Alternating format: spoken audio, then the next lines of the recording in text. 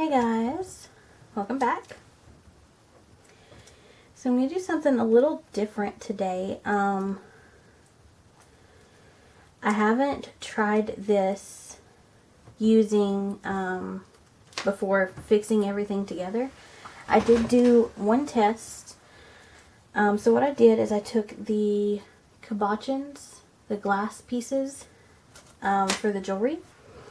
And when I had some runoff last time, I just took them and I dipped them in the runoff to see if it would keep the pattern and everything.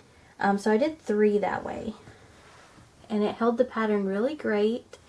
And it say if this works when I put it into the trays, it saves a step of having to glue your skin onto the glass.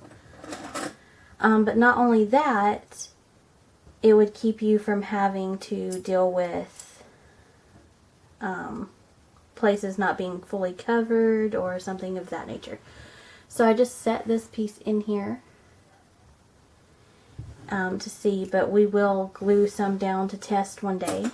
But I figured since we had just done a pour and I have some runoff, that I would take some of these and try. So what I did is I just took a piece of tape and stuck it on each side and made a little like something I can hold it with, just a little thing. That way I can clean the bottom, pick where I want to dip it, and I just dip it very carefully. Don't worry about the sides. If any gets on the outside edges here, after it dries, it very easily scrapes off with your fingernail.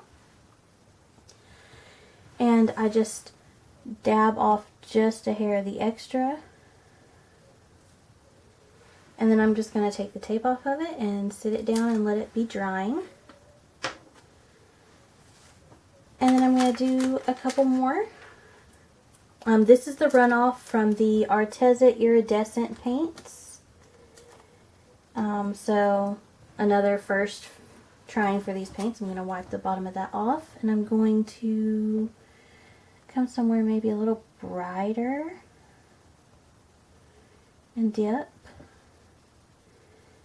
Got a little extra, so I'm just going to wipe it off on the cup. Got it. And the part that's facing up is the part that's facing down. That you don't see is the part that's going to be visible. So you do want to make sure that you get it all fully covered. And then I want to try right here. And again, if it goes off the edge, it's not a big deal. As long as the whole back is covered, it going off the sides is not going to make a big difference. And I think I'm going to do one more. I'm going to do one over in the darker area where there's that black and orange thing going on.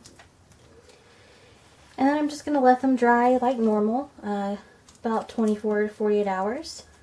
And then we'll come back and try to make some jewelry. Right here.